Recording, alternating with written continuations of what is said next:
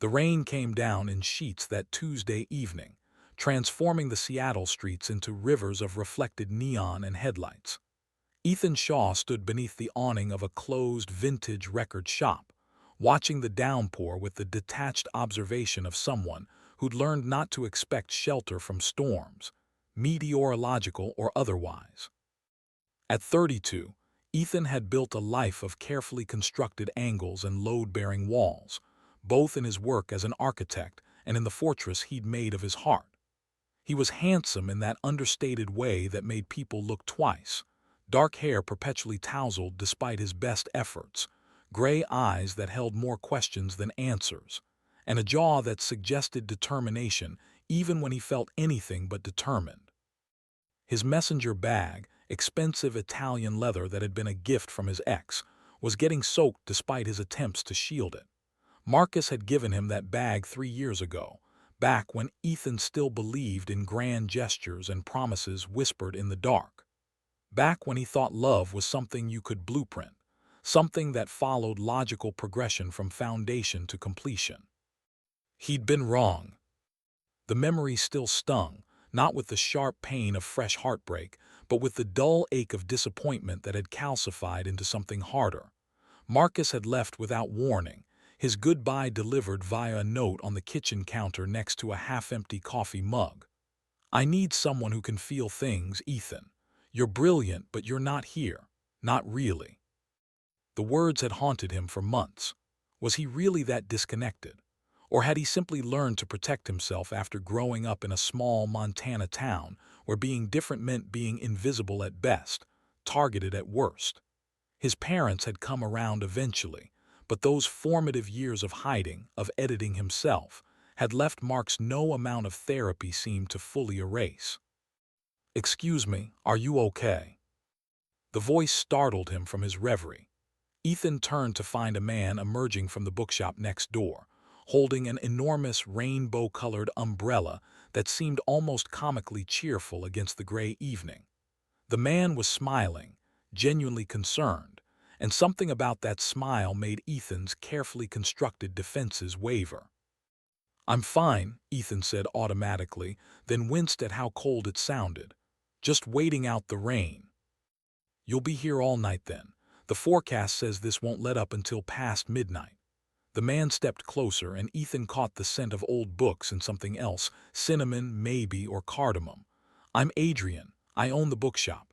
I was just closing up, but I saw you standing here looking like a drowned. Well, a very wet architect, I'm guessing from the blueprints peeking out of your bag." Ethan glanced down, surprised. "Good eye." "Occupational hazard. I read people the way you read buildings." Adrian's smile widened, creating crinkles at the corners of warm brown eyes. He was perhaps a few years younger than Ethan, with curly chestnut hair that refused to be tamed, olive skin that suggested Mediterranean heritage, and an openness in his expression that Ethan had forgotten people could have. "I'm heading home anyway. Want to share? The umbrella, I mean. I promise I'm not a serial killer or anything." Though I suppose that's exactly what a serial killer would say. There was something disarming about Adrian's self-deprecating humor, something that made Ethan's usual wariness feel exhausting rather than protective. He found himself nodding before he'd fully decided to. "I'm Ethan, and I'd appreciate that, thank you." They stepped out into the rain together, shoulders necessarily close under the umbrella. Adrian was slightly shorter than Ethan's 6-foot frame, and he had to angle the umbrella carefully to keep them both covered. Their arms brushed, and Ethan felt an unexpected jolt of awareness. Not just attraction, though there was that too, but something deeper. A sense of recognition, as if his body remembered something his mind had forgotten. "So, Ethan the architect," Adrian said as they walked, navigating puddles with synchronized steps that felt oddly natural. "What brings you to this neighborhood? We're not exactly known for cutting-edge architectural marvels, mostly old buildings with character and questionable plumbing." "Sometimes character is worth more than cutting-edge," Ethan found himself saying. "I was consulting on a renovation project, the old theater on Madison. They want to restore it while making it accessible and up to code. It's complicated. The Paradise Theater, Adrian's face lit up. Oh, I love that place. I had my first kiss in that theater. Well, technically behind it in the alley, but close enough. I was 17 and terrified and absolutely convinced the world would end if anyone found out. Spoiler alert, the world did not end. There was something beautiful about Adrian's honesty, the way he offered up pieces of his story without shame or guardedness. It made Ethan want to do the same, a feeling so unfamiliar it was almost frightening. My first kiss was in a barn, Ethan admitted, surprising himself. I was 16, another ranch hand's son. We were both pretending we were just practicing for girls, but we both knew we weren't fooling anyone, especially not ourselves. Adrian's expression softened. Montana, I'm detecting a hint of an accent you've mostly coached out of your voice. Good ear and good eye, you're observant. It's a gift and a curse. They reached a corner where their paths would diverge. Adrian seemed to hesitate, and Ethan realized with a strange sense of loss that he didn't want this encounter to end. When had he last felt that? When had he last wanted anything beyond the safety of his routine? Listen, Adrian said, and there was something vulnerable in his tone now, the humor stripped away to reveal something more real.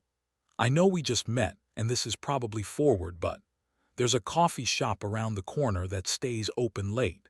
They have terrible coffee but excellent hot chocolate, and I find myself not quite ready to go home to my cat and my empty apartment. Would you maybe want to? He trailed off, leaving the invitation hanging in the rain-soaked air between them. Ethan's first instinct was to decline, to retreat to his own empty apartment, his own carefully controlled solitude. That was the safe choice, the logical choice. But something about Adrian's hopeful expression, about the way the streetlight caught in his dark eyes, made Ethan want to take a risk. I'd like that, he said quietly. I'd really like that. Adrian's smile could have powered the entire city block. The coffee shop was called the Marginalia, and it was exactly the kind of place Ethan usually avoided, cramped, cluttered with mismatched furniture, walls covered in local art and community announcements, the air thick with conversation and the hiss of the espresso machine. It was chaotic and warm and utterly unpretentious. Adrian was right about the coffee. Ethan's cappuccino tasted like burnt resignation, but the hot chocolate Adrian ordered was transcendent, rich and complex with hints of chili and vanilla. Here, try this, Adrian said, pushing his cup across the small table they'd claimed by the window. The gesture was intimate in a way that shouldn't have been possible between strangers, but Ethan found himself accepting, their fingers brushing as he took the cup. That's incredible, Ethan admitted, savoring the warmth spreading through his chest. How did you find this place? I make it my business to know all the best-kept secrets in this neighborhood, Adrian said, his eyes twinkling. Comes with owning a bookshop. People tell me things. I'm a good listener. And do you share those secrets with everyone, or am I special? The flirtation slipped out before Ethan could stop it, and he felt his cheeks warm. Adrian leaned forward slightly, his expression growing more serious. You seem like someone who could use a few secrets, a few good surprises. You have this look about you, like you've forgotten that good things can happen without blueprints. The observation was so accurate it was almost painful. Ethan found himself looking down at his hands, noticing the callus on his right middle finger from years of drafting, the small scar on his left thumb from an X-Acto knife mishap in architecture school. I've had some disappointments, he said carefully. I learned to manage expectations. That's a very diplomatic way of saying you've been hurt. Adrian's voice was gentle, not pitying but understanding. I know something about that. My last relationship ended because I was too much. Too emotional, too idealistic, too invested in love as this transformative, earth-shattering thing. Apparently, some people just want companionship without the complications of feeling everything so deeply. Ethan looked up, meeting Adrian's gaze directly. And do you, feel everything deeply. Yes, there was no hesitation, no apology in Adrian's answer. I've tried to be more moderate, more reasonable, but I can't seem to do anything halfway. When I love completely. When I'm hurt, I feel it in my bones. When I'm happy, he smiled a bit ruefully. When I'm happy, I want to share it with everyone. It's exhausting for some people. Or maybe it's exactly what some people need, Ethan heard himself say. Maybe some of us have forgotten how to feel at full volume. The silence that fell between them wasn't awkward but charged, electric with possibility. Outside, the rain continued its relentless percussion against the window, but inside, Ethan felt something thawing, ice giving way to rushing water. "Tell me about your bookshop," he said, partly because he genuinely wanted to know and partly because he needed to step back from the intensity of the moment, to catch his breath. Adrian's entire demeanor changed, lighting up with unmistakable passion. "Oh, you've asked the question. I could talk for hours. I took over the Turning Page 3 years ago from Mrs. Chen, who'd run it for 40 years. It's tiny, probably violates several fire codes and makes barely enough money to keep the lights on. But it's magic, Ethan, pure magic. We specialize in queer literature, fiction, memoir, poetry, history, everything. It's a gathering place for the community. We host readings, support groups, writing workshops. It's the place I wish had existed when I was a scared kid in New Jersey, desperate to see myself reflected in stories." The passion in Adrian's voice was intoxicating. Ethan couldn't remember the last time he'd felt that way about his work. He'd loved architecture once, loved the idea of creating spaces where people could live their best lives. But somewhere along the way, it had become just a job, a series of problems to solve, clients to please, building codes to satisfy. "That sounds incredible," Ethan said and meant it. "I'd like to see it sometime, the bookshop." "You could see it now if you wanted," Adrian said, then immediately looked embarrassed. "Sorry, that was too forward again. I don't usually invite virtual strangers to see my life's work on the first. On the first meeting, that's not even officially a date." "Who says it's not officially a date?" The words were out before Ethan could overthink them, and he felt a rush of something like freedom. When had he last been spontaneous? When had he last said yes to possibility instead of no to risk? Adrian's expression went soft with surprise and pleasure. "Really?" "Really?" Ethan smiled, and it felt like muscles he'd forgotten how to use. "I'd love to see your bookshop, Adrian." The Turning Page was everything Ethan didn't know he needed. Adrian unlocked the door with a key that looked like it belonged in a fairy tale, ornate, brass, slightly tarnished with age. "Welcome," he said softly, flipping on the lights, "to my favorite place in the world." The bookshop unfolded before Ethan like a revelation. It was small, as Adrian had warned, but it didn't feel cramped. Instead, it felt intimate, purposeful, every inch curated with obvious love. The walls were lined floor to ceiling with books, their spines creating a rainbow of stories and possibilities. A reading nook in the corner featured a worn velvet armchair, a standing lamp with a stained glass shade, and a side table already set with a bookmark and a half-finished cup of tea, as if someone had just stepped away. But what struck Ethan most were the details. Handwritten recommendation cards tucked between books, a bulletin board covered with photographs of community events, pride celebrations, book club meetings. A small table near the register displayed a sign, "Take what you need, leave what you can," and it was covered with affirmation cards, pride pins, lists of LGBTQ+ resources, emergency hotline numbers. "This isn't just a bookshop," Ethan said quietly. "It's a sanctuary." Adrian's smile was worth every risk Ethan had taken that evening.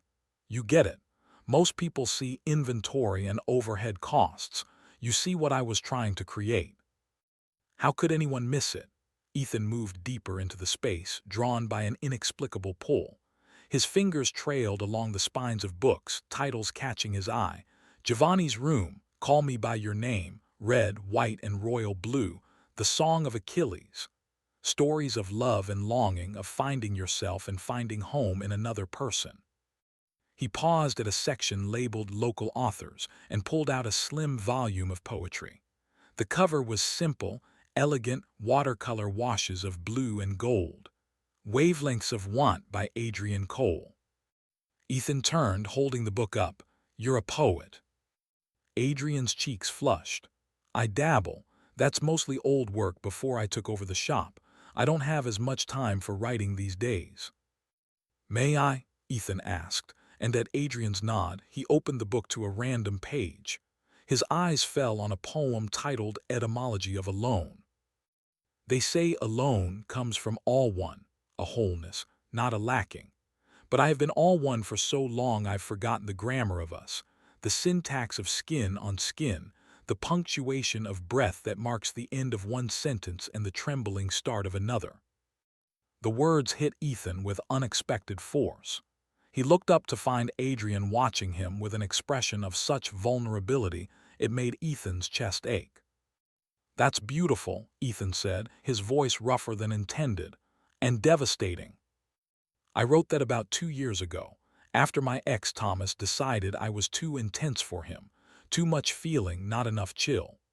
Adrian moved closer, close enough that Ethan could see the gold flecks in his brown eyes. "But I've been thinking lately that maybe I don't want to be less. Maybe I want to find someone who wants more."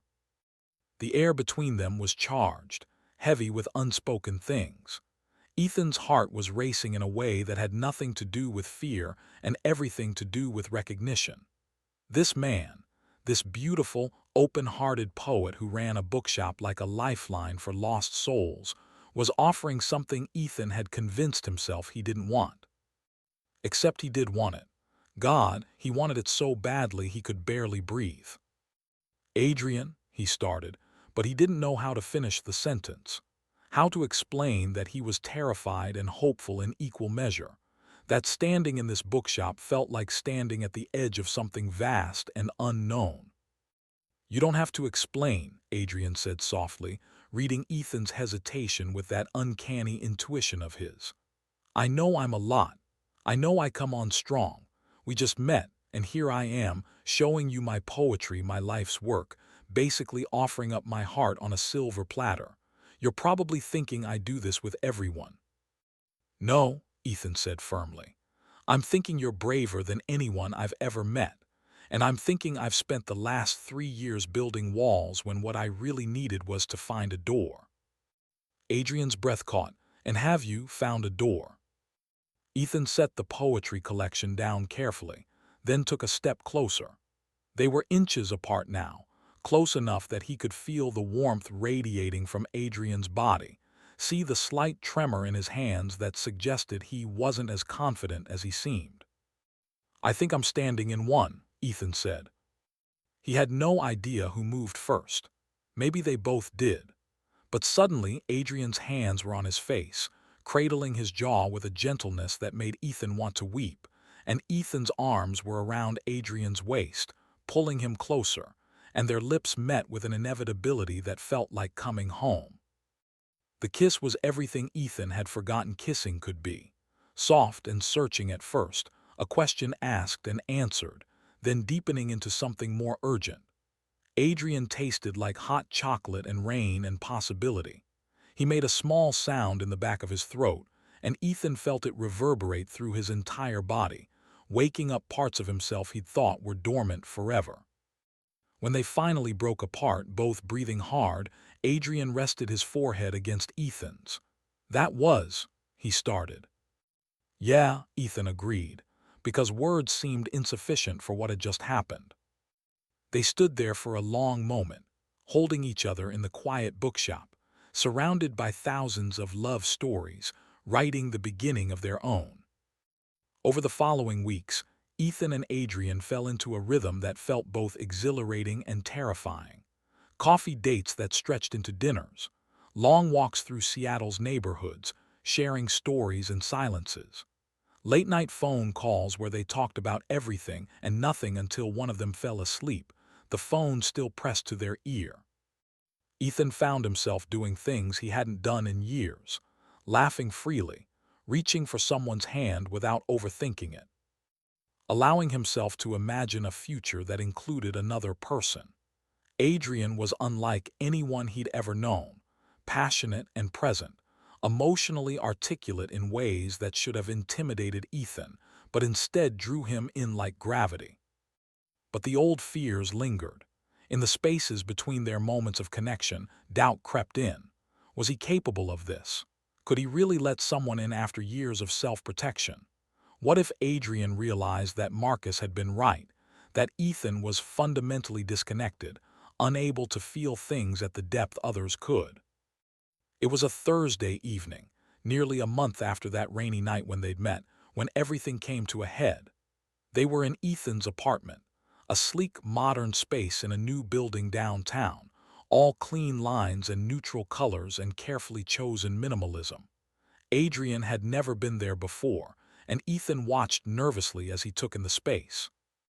"It's very you," Adrian said finally, running his hand along the marble kitchen counter. "Beautiful, well-designed, perfect, but—" "But what?"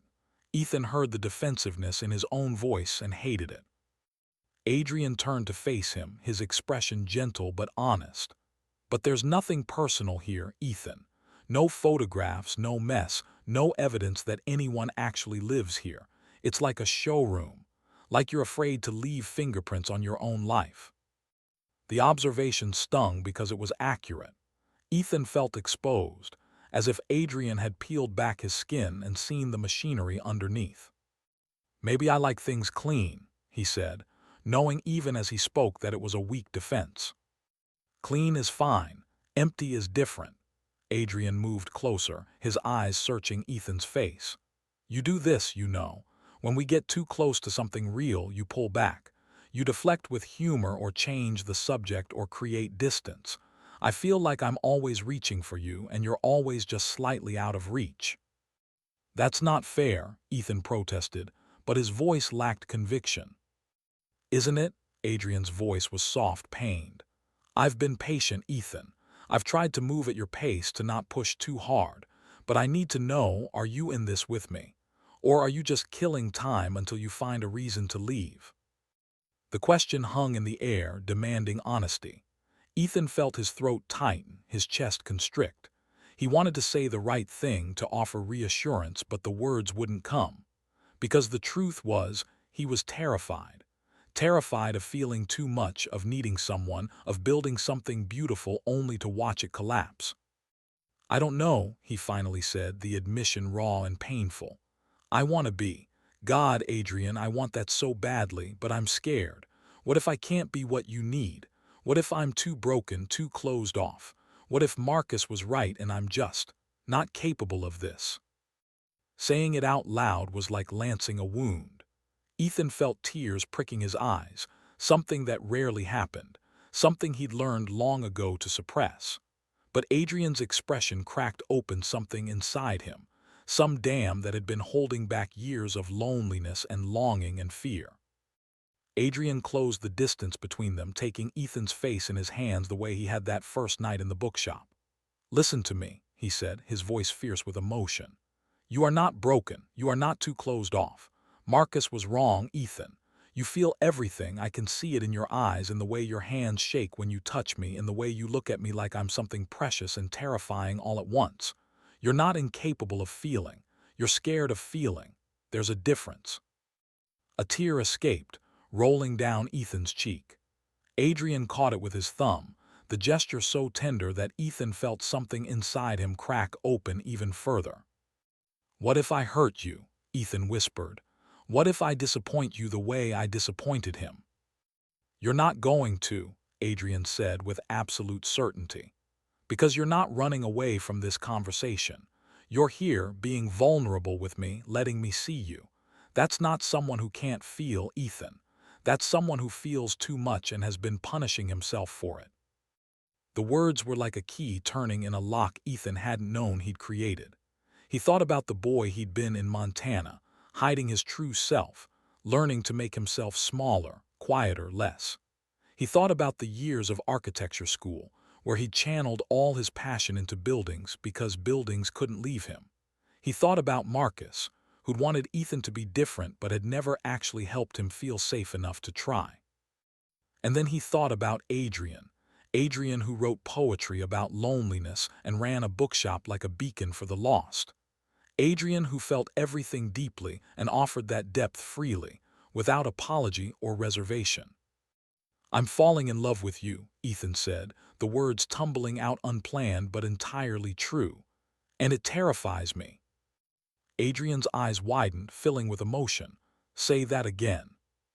"I'm falling in love with you." This time, Ethan said it stronger, more certain. "I don't know how to do this perfectly. I'm going to mess up. I'm going to pull away sometimes because it's what I know. But I don't want to run anymore, Adrian. I want to stay. I want to try."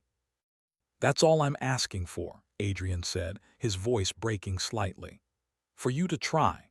For you to trust that I can handle your messy, complicated feelings. For you to believe that you deserve this. Deserve love, deserve happiness, deserve someone who sees all of you and wants every part." They kissed then, desperate and deep, weeks of tension and fear and longing pouring into the connection of their lips. Ethan pulled Adrian closer, needing to feel the solid reality of him, needing proof that this was real and worth the risk. "Stay," Ethan murmured against Adrian's mouth. "Stay tonight, not for. I just need you close. I need to know you're real." "I'm real," Adrian promised. "I'm here, I'm not going anywhere." They spent the night tangled together on Ethan's couch, talking in the darkness about everything they'd been too afraid to say before. Adrian told stories about his childhood, about coming out to his Italian-American family and being surprised by their fierce acceptance, about losing his best friend to suicide in college and vowing to create spaces where queer people never felt alone, about the poetry he still wrote in the early mornings, trying to capture the feeling of hope even in dark times. Ethan shared his own stories, about the ranch hand son who'd kissed him in the barn and then never spoke to him again, about his parents' initial rejection and years-long journey toward acceptance, about watching Brokeback Mountain, alone in his dorm room and sobbing for hours, grieving for all the love stories that ended in tragedy, wondering if that's all he had to look forward to. "We get to write different endings," Adrian said, his fingers tracing patterns on Ethan's arm. "That's the gift of living now in this moment. We're not those cowboys. We're not bound by their tragedy. We can choose love openly, proudly, without apology." "I want that," Ethan said. "I want to choose this, choose us." "Then choose it," Adrian said simply. "Every day, even when it's hard, especially when it's hard." As dawn light began filtering through the windows, Ethan realized something had shifted. He'd spent years trying to protect himself from pain, but all he'd really accomplished was protecting himself from joy. Adrian had shown him that true strength wasn't in walls but in bridges, in the courage to reach across the distance and trust that someone would reach back. 3 months later, the Turning Page was hosting its biggest event yet, a celebration of local LGBTQ plus authors and artists, with readings, music, and community connection. Adrian had been planning it for weeks, and Ethan had watched him transform from excited to anxious to nearly manic as the date approached. "What if nobody comes?" Adrian fretted the morning of the event, packing around the bookshop while Ethan helped arrange chairs. "What if we have too much food, or not enough? What if the sound system fails? What if—" Ethan caught him mid-pace, pulling him close. "What if it's perfect? What if the community you've built shows up exactly the way they always do? What if you stop borrowing worry from the future and trust that you've created something beautiful?" Adrian sagged against him, exhaling slowly. "When did you become the calm one in this relationship?" "I learned from the best," Ethan said, pressing a kiss to Adrian's temple. "You taught me that feeling things doesn't mean falling apart. Now I'm teaching you that sometimes you can let go and trust the process." The event was, as Ethan had predicted, extraordinary. The bookshop filled beyond capacity, people spilling out onto the sidewalk. The air alive with conversation and laughter and the shared recognition of community. A local drag performer read from their memoir.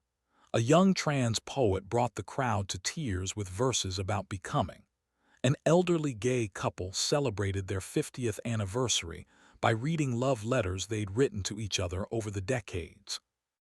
Ethan stood near the back, watching Adrian glow with pride and joy as he introduced speakers and made sure everyone felt welcome. This was Adrian in his element, nurturing, connecting, creating space for people to be fully themselves. Ethan felt his heart swell with so much love it almost hurt. During a break, Adrian's best friend Carmen found Ethan. She was a force of nature, a lesbian activist with a sharp wit and sharper insights. She'd been cautiously evaluating Ethan for the past 3 months, making sure he was worthy of her beloved friend. "He's different with you," she said without preamble. "Lighter, but also more grounded. It's a good look on him." "He's different for me too," Ethan admitted. "He taught me that love doesn't have to be a disaster waiting to happen." Carmen studied him for a long moment, then nodded approvingly. "Just don't break his heart, architect. He gives everything, and if you're not prepared to meet him there, walk away now while you can both survive it." "I'm not walking anywhere," Ethan said firmly. "Except toward him, always toward him." "Good answer," Carmen smiled, finally showing warmth. "Welcome to the family, then. Fair warning, we're loud, we're messy, and we don't do anything halfway. If you're in, you're all in." "I wouldn't want it any other way." As the evening wound down and the last guests trickled out, Ethan and Adrian cleaned up together in comfortable silence. Their movements were synchronized now, a dance they'd learned over months of dinners cooked together, mornings shared, nights tangled in each other's arms. "Thank you," Adrian said finally, pausing to look at Ethan across a stack of chairs. "For being here, for believing in this, for believing in me." "Always," Ethan promised. "Though I should be thanking you. You gave me something I thought I'd lost, the ability to hope." Adrian set down the chair he was holding and crossed to where Ethan stood. In the warm glow of the bookshop's lamps, surrounded by thousands of stories about love in all its forms, he took Ethan's hands in his. "I have something for you," Adrian said, his voice trembling slightly with nerves. "I was going to wait, but after tonight, after seeing you here, part of this community I've built, I can't wait anymore." He reached into his pocket and pulled out a small book, hand-bound, clearly made with care. The cover was simple leather, embossed with 2 interlocking circles. "It's not a ring," Adrian said quickly. "I know we're not there yet, and that's okay, but I wanted to give you something that represents what you mean to me, what we're building together." Ethan opened the book with trembling hands. Inside, he found pages of Adrian's poetry, some he recognized from Wavelengths of Want, but many new verses, clearly written in recent months. Each poem was a love letter, a map of their journey from that rainy night to this moment. One poem near the end made Ethan's breath catch. "You came to me in rain and skepticism, carrying blueprints for buildings and walls for your heart. But walls, you taught me, can have windows, and windows let in light. So I will be patient architecture, the slow work of trust, the foundation we build one careful stone at a time, until you look around one day and realize we've constructed not a fortress but a home." Ethan's vision blurred with tears. "Adrian, this is, I don't have words." "You don't need words," Adrian said softly. "Just promise me you'll keep choosing this, keep choosing us, keep being brave enough to feel everything, even when it's scary." Instead of answering with words, Ethan showed him. He kissed Adrian with everything he had, all the love he'd been too afraid to feel, all the hope he'd been too guarded to embrace, all the gratitude for this man who'd seen past his walls and loved him anyway. When they broke apart, both breathless, Ethan pressed his forehead to Adrian's. "Move in with me," he said impulsively. "My apartment is too sterile, too empty, but maybe together we can make it feel like home. Fill it with books and photographs and evidence that we're really living. I want to wake up to you every morning. I want to build a life with you, not just occupy space." Adrian's eyes widened, then filled with tears. Are you serious? I've never been more serious about anything. Ethan pulled back slightly to meet Adrian's gaze directly. You asked me once if I was in this with you. I'm not just in it, Adrian. I'm all in. Completely, terrifyingly, wonderfully all in. Yes, Adrian breathed. Yes, yes, 1,000 times yes. They held each other in the quiet bookshop, surrounded by stories about love in all its complexity and beauty, writing the next chapter of their own story. Outside, Seattle sparkled with evening lights, and somewhere in the distance, rain began to fall again. But this time, Ethan wasn't alone in the storm. 6 months later, Ethan stood in their apartment, no longer sterile and empty, but alive with evidence of their shared life. Adrian's books overflowed from shelves onto every available surface. Photographs covered the walls, the two of them at Pride, laughing in Golden Gardens Park, kissing under the public market sign, surrounded by their chosen family at a dinner party. The apartment that had once felt like a showroom now felt like a home. Ethan was working on a new project, one he'd taken on specifically because it excited him, designing a community center for LGBTQ plus youth, a space where young people could find safety, connection, and resources. Adrian had been his inspiration, showing him that architecture at its best wasn't just about buildings, but about creating spaces where people could become who they were meant to be. I brought dinner, Adrian called from the doorway, laden with takeout bags from their favorite Thai restaurant. And I have news. The bookshop got a grant. We can expand into the space next door, add a cafe, host more events. Carmen's already planning a calendar that will probably kill me, but in the best way. Ethan crossed the room and took the bags, setting them on the counter before pulling Adrian into his arms. That's incredible. I'm so proud of you. We're going to need an architect, Adrian said with exaggerated innocence. Someone who understands the importance of creating welcoming spaces for the queer community. Someone who's good with his hands and also happens to kiss like a dream.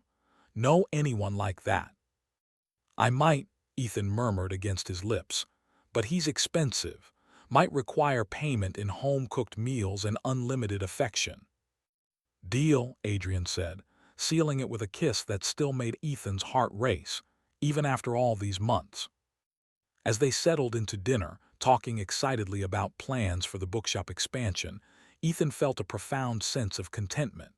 He'd spent so many years believing that love was something that happened to other people, something he wasn't built for.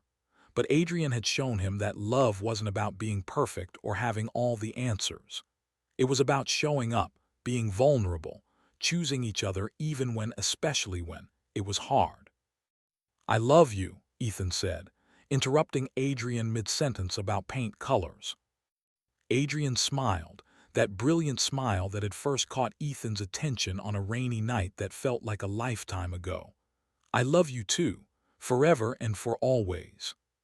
Forever and for always, Ethan echoed, believing it with every fiber of his being. Outside their window, the Seattle skyline glittered against the night sky. And inside, two men who'd each thought they were too broken for love had built something beautiful together, not despite their scars and fears, but with them, weaving their past wounds into the foundation of their future. Love, they'd learned, wasn't about finding someone perfect. It was about finding someone who made you want to be brave. Someone who saw your architecture, all your careful walls and hidden rooms, and loved you enough to help you remodel, to add windows and skylights to let the light in. In the end, that's what love was. The courage to let someone see you completely and the gift of being seen without fear. It was choosing vulnerability over safety, connection over isolation, hope over resignation. And it was worth every risk.